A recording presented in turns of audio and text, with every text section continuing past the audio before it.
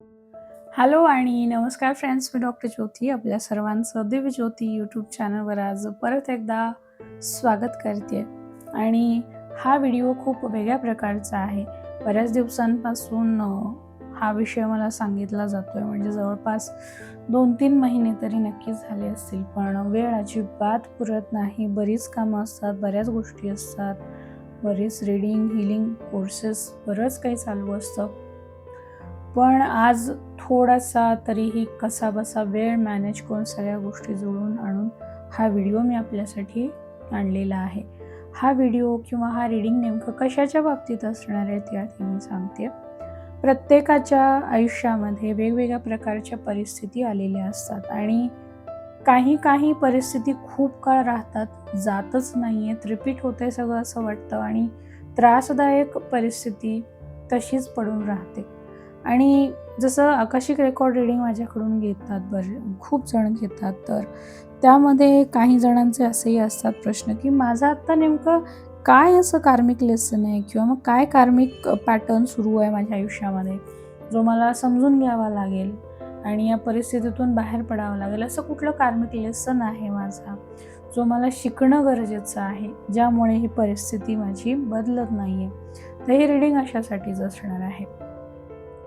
तुमची आत्ता जी कुठलीही महत्त्वाची परिस्थिती सुरू आहे तुमच्या आयुष्यामध्ये, तर त्याच्याशी संबंधित कुठलं तुमचं असं कर्म आहे आणि त्याच्याशी संबंधित कार्मिक लेसन काय आहे, तो कधी जाणार आहे, पूर्ण कधी होणार आहे आणि त्यातून बाहेर निघण्यासाठी तुम्हाला काय करावं लागेल, हे आपण या रीडिंगमधून जाणून घेणार आहे. अर्थातच विषय वेगळा आहे आणि हा व्हिडिओ प्रत्येक व्यक्तींसाठी नाही, उथळ लोकांसाठी हा व्हिडिओ अजिबात नाही.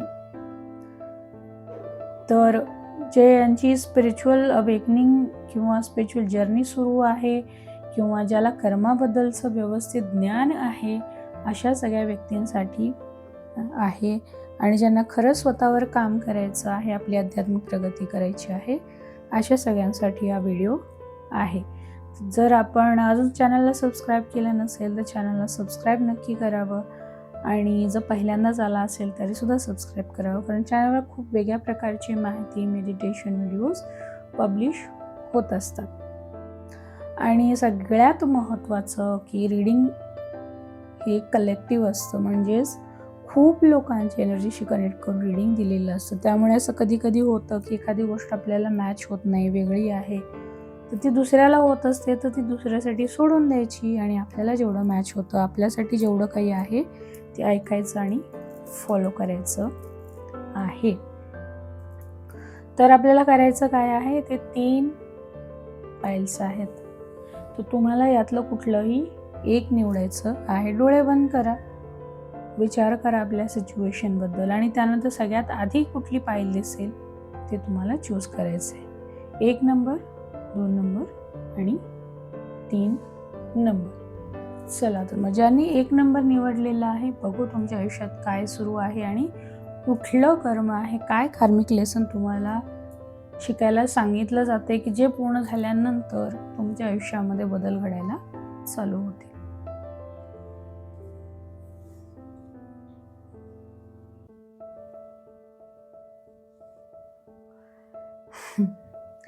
पहिलं कार्ड आलेलं आहे, stop carrying what isn't yours. You have taken on emotions, guilt, way that we never yours. Give it back, be free. Face what you have avoided. Avoidance is a chain in disguise. What you have not willing to face still controls you. दोन्ही cards म्हणजे हे एकमेकांना असं आरशात दाखवल्यासारखं किंवा नाण्याच्या जशा 2 बाजू असतात तसे हे दोन्ही कार्ड्स आहेत. एका बाजूला असं झालेलं आहे की तुम्ही तुमच्या आयुष्यामध्ये आत्ता काही बरंच सहन केलेलं आहे आणि बरंच काही गमावलेलं आहे, दुखावलेले खूप जास्त आहात तुम्ही, स्पेशली इमोशनली खूप दुखावलेले आहात.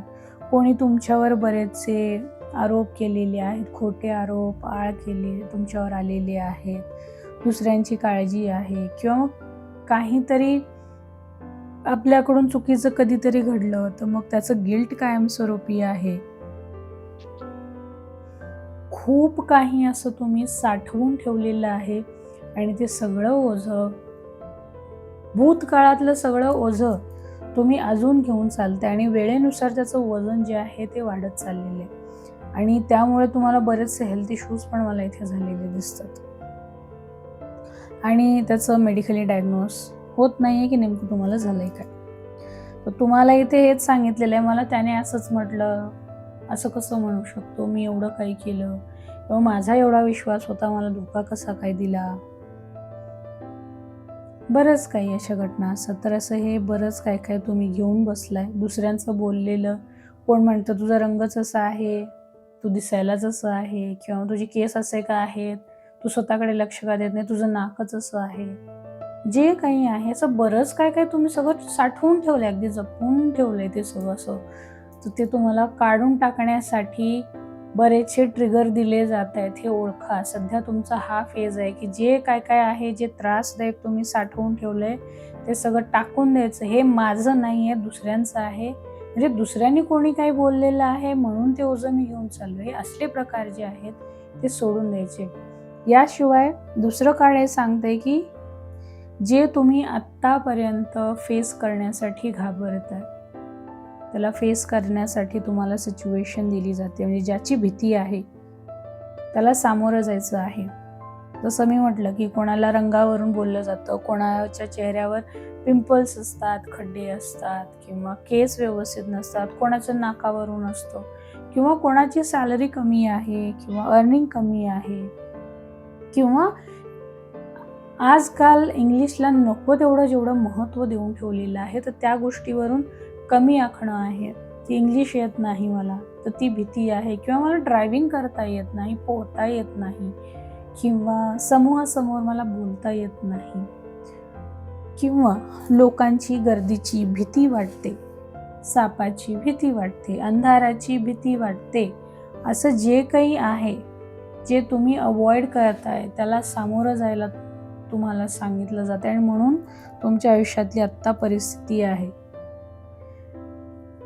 मानसशास्त्र सुद्धा हेच सांगतं की एखाद्या गोष्टीची जर भीती घालवायची असेल ना, तर ती गोष्ट करायची म्हणजे त्याची भीती जाते. आणि खरंच आहे, मी स्वतः खूप वेळेला या गोष्टी केलेल्या आहेत. ज्याची भीती वाटते ना, ती करायचं एकदा, ती भीती निघून जाते. कळतं आपल्याला की यात घाबरण्यासारखं काहीच नाहीये. तर तुम्हाला हेच करायचं आहे इथे. आणि बरंचसं पास्टमधलं तुम्ही जे जे काही साठवून ठेवले, आता हे कधीपर्यंत राहणार, कसं जाणार ही सिच्युएशन तुमच्या आयुष्यातली, मी कसं लर्न करू, नक्की काय करू, असे प्रश्न विचारले जातातच. तर इथे तुम्हाला हेच सांगितलं जात आहे, एकदा जे काही आहे प्रामाणिकपणे स्वतःमधल्या चांगल्या गोष्टी, स्वतःमधल्या वाईट गोष्टी किंवा तुम्हाला कमकुवत वाटणाऱ्या गोष्टी, अशी अख्खी लिस्ट बनवायची आहे. ज्याचा राग येतोय, ज्या कोणा व्यक्तीचा, सिच्युएशनचा, तर तिथे विचारायचं आहे, यातून तुमच्यासाठी काही चांगलं होणार आहे का, त्यातून काही चांगलं निष्पन्न होणार आहे का. उत्तर नाही असं आलं, सोडून द्यायचं आहे, तिथल्या तिथे सोडून द्यायचं आहे. त्या गोष्टी परमनंटली सोडून द्यायच्या आहेत. आणि ज्याची भीती वाटते, जसं बऱ्याच जणांना, स्त्रियांना शक्यतो दिसण्यावरून बऱ्याचदा ट्रोल केलं जातं किंवा बरीच बोलणी खावी लागतात, अपमान केले जातात. कॉन्फिडेंटली उभे राहा. स्त्री पुरुष कोणीही असो, ही समस्या कोणालाही येऊ शकते. तर स्ट्रॉंगली उभं राहा. ठीक आहे, मी आहे अशी तर आहे, आहे तर आहे, मान्य करायचं आहे, पळायचं नाहीये किंवा ते लपवण्यासाठी म्हणून दुसरे काहीतरी प्रकार करायचे नाहीयेत. आहे तर आहे, जे जसं आहे तसं आहे, असं प्रत्येक गोष्टीच्या बाबतीत सुरू करा. जेवढं जुनं आहे अशा प्रकारे लिहून काढा लिस्ट, आणि तुम्हाला स्वतःलाच प्रयत्न करायचे आहे त्या सगळ्यामध्ये. कदाचित इथे तुम्हाला तुमची आजी किंवा पणजी असू शकते, लांबची आजी असू शकते, असं सुद्धा कोणीतरी तुम्हाला यामध्ये मदत करायला येईल. जेव्हा तुम्ही स्वतः तयार व्हाल हे सगळं करण्यासाठी, ती सुद्धा तुमच्या सोबत येईल आणि खूप छान मला इथे तुमच्यासाठी पुढचा कालावधी येताना दिसतोय. पण तुम्हाला सुरुवात मात्र करावी लागणार आहे. तर हा तुमचा लेसन आहे. तर जेवढं काही सांगितलेलं आहे त्यानुसार फॉलो करा. हे कार्मिक लेसन आहे, स्वतः लर्न केल्याशिवाय ते जात नाहीत. चला, ज्यांनी 2 नंबर चूज केलेला आहे, बघूयात आपल्यासाठी काय कार्मिक लेसन सुरू आहे, काय आपल्याला शिकण्याची गरज आहे, परिस्थिती आपल्याला काय बदल करायला सांगतेय, कधीपर्यंत ही परिस्थिती बदलेल आणि तुम्हाला काय करायचंय. चला, पहिल्या कार्ड सारखंच काहीस आहे. पहिलं कार्ड आहे release suppressed emotions. Let the feelings you buried rise without shame, cry, scream, breathe. Freedom begins where expressions flows. आणि इथे जर तुम्ही बघाल, इथे काही शब्द लिहिलेली आहेत झाडावर. Wisdom, understanding, fear, honour your growth. Growth is a journey, not a destination. Honour where you are right now and celebrate your progress. इथे खूप इमोशनल पेन, टॉर्चर, गिल्ट, खूप काही तुम्ही साठवून ठेवलेलं आहे. खूप दुखावलेले आहात तुम्ही आणि थोडं जरी काही झालं तरी लगेच डोळ्यातून पाणी येतं, अशी अवस्था तुमची आहे. आणि मेंटली ना असं तुम्हाला इमोशनली मेंटली असं बोच करून काढल्यासारखं झालंय की म्हणजे माझ्या भावनेची कोणाला कदरच नाहीये, किंवा मी आहे किंवा नाहीये, किंवा मला काय वाटतं याचं कोणाला काहीच फरक पडत नाहीये. आणि मग समाजासमोर सगळं व्यवस्थित दाखवायचं आहे म्हणून तुम्ही ना बोलता, एक्सप्रेस होता, ना रडता, काहीही करत नाही. कुठलीच भावना तुम्ही व्यक्तच करत नाही. आणि हे ना असं एक ज्वालामुखीसारखं बनलंय आतमध्ये सगळं, आणि त्याचा तुम्हाला भयंकर त्रास होतो. म्हणजे आतून असं पूर्णपणे तुम्हाला घुसमटल्यासारखं झालंय आणि तसंच आयुष्य तुम्ही जगताय. कदाचित या परिस्थितीमुळे ना तुम्ही तुमची नोकरी गमावलेली आहे चांगली, किंवा खूप सुंदर दिसत होता तुम्ही, पण आता स्वतःची अवस्था अशी करून ठेवली आहे, जॉब सोडून दिलेला आहे किंवा गेलेला आहे. स्वतःच्या लुक्सवर अजिबात लक्ष दिलेलं, स्वतःची काळजी नाही घेतलेली, सेल्फ लव्हमध्ये नाही आहे. केस कसे तरी वेडेवाकडे झालेले आहेत, एजिंग सायन्स आलेले आहेत, हसणं तुम्ही विसरून गेलेले आहात आणि डिपेंडेंट झालेले आहात की मला बाहेरून काहीतरी मिळावं, बाहेरून प्रेम मिळावं, मला कोणीतरी प्रेम द्यावं, माझं कोणी ऐकून घ्यावं, असं फक्त याच विचारात तुम्ही बसलाय असं दिसतंय. मग हेच लेसन आहेत तुमचे. जेवढे काही इमोशन्स आहेत सगळ्यात आधी साठवून ठेवलेले, एक्सप्रेस करायला शिका. राग आलाय तो व्यक्त करणं गरजेचं आहे. जाऊन मारा असं सांगत नाहीये मी कोणाला, नाही तर म्हणाल ज्योती मॅमने सांगितलं आणि म्हणून मी असं केलं, असं नाही. राग योग पद्धतीने व्यक्त करण्याच्या सुद्धा मानसशास्त्रदृष्ट्या अनेक पद्धती आहेत. राग व्यक्त करणं ठीक आहे, रडायला आलं रडायचं आहे, एखाद्या गोष्टीचं वाईट वाटलं बोलून दाखवायचं आहे, शेअर करायचं, ओरडावंसं वाटलं ओरडायचं आहे. पण समजा इथे तुमच्याकडे हे माध्यम नाही, तुम्हाला बाहेर कुठे पडायला संधी नसते, किंवा असं काही विश्वासू माध्यम नाही तुमच्याकडे व्यक्त होण्यासाठी, तर तुम्हाला इथे हे करायचं आहे की जे काही कोणाचा राग आहे, दुःख आहे, कंप्लेंट्स आहेत, तुमच्या बाबतीत जे जे काही दुःखदायक घडलं ते तुम्ही अजून कोणाला सांगितलेलं नाहीये, चेहऱ्यावर कायम हसू ठेवून असता, लिहून काढायचं आहे, सगळं वाचायचं आहे आणि ते फाडायचं आहे. अगदी छोटे छोटे तुकडे करायचे, डस्टबिनमध्ये टाका किंवा जाळून टाका. हे तुम्हाला कंटिन्युअसली करायचंय जोपर्यंत तुमचं ते लिहिणं थांबत नाही. मला आता काही गरज नाही, मी रिलॅक्स्ड आहे, हे जोपर्यंत वाटत नाही तोपर्यंत तुम्हाला हे करत राहायचं आहे. दुसरी गोष्ट, तुमची सेकंड इनिंग तुम्हाला पुन्हा सुरू करायची आहे. बरेच जण इथे असे आहेत 30 किंवा 40+ आहेत आणि लोकांनी असं तुम्हाला इतकं ते असं बोच करून काढलंय की तुम्ही आता काहीच करू शकत नाही. पण युनिव्हर्स तुम्हाला सांगतोय आता हा लेसन त्यासाठीच आहे, जे संपलंय, जे गेलंय जाऊ द्या. ही खरी वेळ आहे तुम्ही कोण आहात हे दाखवण्याची. आणि इथे तुम्हाला स्वतःच्या मतावर ठाम होण्यासाठी सांगितलं जातंय.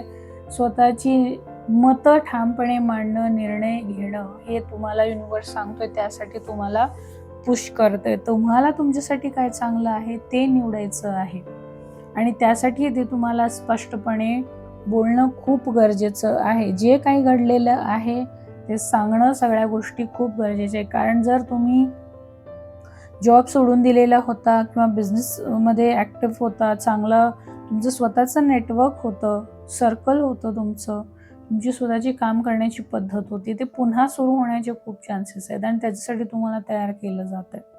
तर त्यासाठी तुम्हाला तयार व्हायचं आहे. युनिव्हर्स हेच तुम्हाला सांगतो. खूप वेळ जवळ आलेली आहे, फक्त गरज आहे तुम्हाला ठामपणे उभे राहण्याची.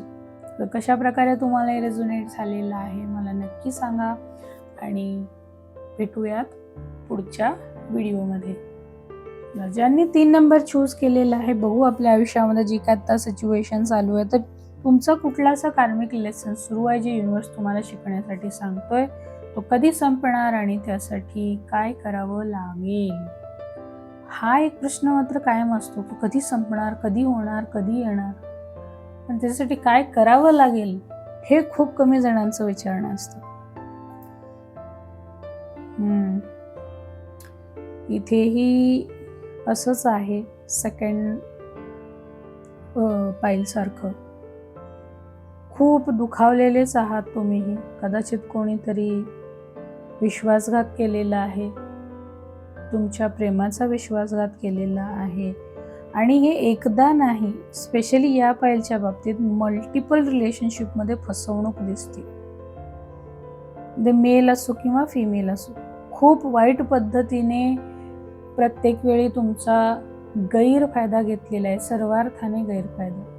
Emotionally, mentally, physically, socially, economically सगळ्याच प्रकारे तुमचा गैरफायदा घेतलेला आहे. तुम्ही आयुष्यात कुठेतरी स्टेबल होण्यासाठी स्वतःला किमान एक अशी जागा मिळू दे मला थांबण्यासाठी, मग माझं मी सगळं करेन असं म्हणून तुम्ही बऱ्याचशा ठिकाणी अपेक्षेने गेलात आणि समोरची प्रत्येक व्यक्ती तुमच्याशी तुमचा गैरफायदा घेणारीच वागलेली आहे आणि खूप जुन्या जखमा घेऊन फिरताय तुम्ही अजून, की ज्यावर काम केलेलं नाहीये.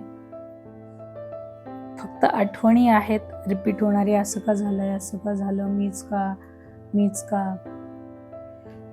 त्या सगळ्या गोष्टीमुळे तुम्ही मूळ कोण आहात, तुमचा उद्देश काय आहे, तुमच्याकडे काय स्किल्स आहेत, तुम्ही किती स्पेशल आहात, या सगळ्याचा तुम्हाला विसर पडलेला आहे. एवढं तुम्ही जुनं दुःख सगळं साठवून ठेवले.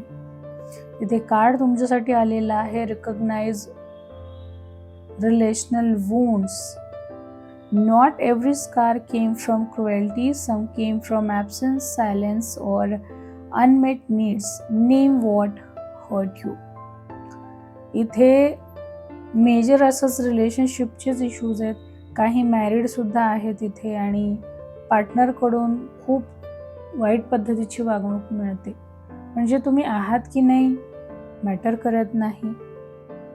ते कधीच तुमच्यासाठी हजर नसतात. इमोशनली असो, ॲक्च्युअलमध्ये असो, तुम्हाला काही झालंय, आजारी पडला, तुम्हाला काही सांगायचं आहे, तुमच्याशी कधी बोलणं नसतं, काहीच नाही, म्हणजे इन्व्हॉल्वमेंटच नाही.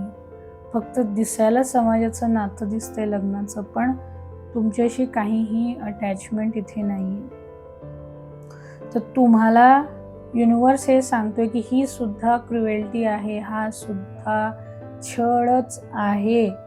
म्हणजे फक्त शारीरिक मारहाण करणं, टॉर्चर करणं हाच फक्त गुन्हा नाही आहे किंवा हीच क्रूरता नाही आहे. हे असं सगळं अनअवेलेबल असणं, असून पण नसण्यात जमा असणं, ही सुद्धा तशीच छळवणूक आहे, क्रूरता आहे. हा लेसन तुम्हाला शिकवला जातो आणि तो लर्न करा. जर तुम्ही एखाद्या चुकीच्या नात्यात आहात तर बाहेर निघा त्या सगळ्या गोष्टींमधून. आता हे असं म्हणत नाही आहे मी की जे मॅरिड आहेत त्यांनी डिवोर्स घ्या, असं नाही. त्याच्यासाठी तुम्हाला पर्सनल रीडिंग घ्यावं लागतं, कारण कर्माच्या गोष्टी असतात. पण जर कुठल्याही तुम्ही अशा लग्नासारख्या बंधनात नाही आणि त्रास सहन करताय, तर त्यातून मात्र तुम्हाला नक्कीच बाहेर पडणं गरजेचं आहे की खरंच तुमच्यासाठी चांगलं आहे का. आत्तापर्यंत तुम्हाला चांगलं काय मिळालं, तुम्हाला आदर मिळाला का, रिस्पेक्ट मिळालेला आहे का, प्रेम मिळालेलं आहे का, तुम्ही पण कोणी आहात याची जाणीव करून दिलेली आहे का. यानंतर दुसरं कार्ड आहे restore the broken self. Parts of you were left behind in pain, call them home, you are ready to become whole again. हेच आहे आता जसं मी सांगितलं की एकतर हे रिलेशनशिपचं जे आहे ते एक्सेप्ट करा, फायनल डिसिजन घ्या तिथे काय करायचं आणि स्वतःवर काम करायला चालू करा. तुमची एनर्जी जिथे जिथे विस्कटलेली आहे, ज्या ज्या कारणांमुळे, ज्या ज्या व्यक्तींमध्ये, सगळी एनर्जी तुमची एकवटायची आहे, एका ठिकाणी घेऊन यायचं आहे. यासाठी मेडिटेशन उत्तम माध्यम आहे. होपोनोपोनो प्रेयर गरजेची आहे, जेणेकरून तुम्हाला हील व्हायला मदत होईल. आणि कुठल्याही गोष्टीसाठी कोणावर डिपेंडंट बनवू नका. प्रेम पाहिजे बाहेर शोधणार, सपोर्ट पाहिजे मग तुम्ही बाहेरच शोधणार आहे. मला कोणी दुसरी व्यक्तीच हवी आहे, मला कोणी सपोर्ट करण्यासाठी, मोटिवेट करण्यासाठी दुसरं पाहिजे, किंवा माझं कौतुक करण्यासाठी मला कोणीतरी दुसरं पाहिजे, मी व्हॅलिडेशन विचारणार दुसऱ्या कोणाला तरी. हे असं सगळं बंद करायचं आहे. बिकमिंग होल म्हणजे आपण जे जसं आहे ते स्वतः मान्य करणं, आनंदाने स्वतःला एक्सेप्ट करणं आणि स्वतःला रिमाइंड करत राहणं की मी कोण आहे, माझ्याकडे काय एनर्जीज आहेत, माझ्याकडे किती चांगल्या गोष्टी आहेत, किंवा मी दिसायला कशी दिसते, माझं स्वतःचं अर्निंग कसं आहे, मी काय काय करू शकते. हे सगळं काही स्वतःला करायचं आहे. बाहेर ते शोधणं बंद करायचं आहे. तुमच्यासाठी सजेशन यायचं एक तर ho'oponopono prayer the empress YouTube चॅनलवर अवेलेबल आहे. तुम्ही तो व्हिडिओ बघून प्रेयर स्वतः केली तर चांगला आहे. दुसरी गोष्ट, फ्री हिलिंग पण टाकलेलं आहे तिथेच, ते फ्री हिलिंग पण घ्यायला तुम्ही चालू करा. तर कशा प्रकारे रिझोनेट झालेलं आहे मला नक्की सांगा, आणि भेटूया पुढच्या व्हिडिओमध्ये. पर्सनल रीडिंग घ्यायचं असेल तर नक्कीच कनेक्ट करू शकता.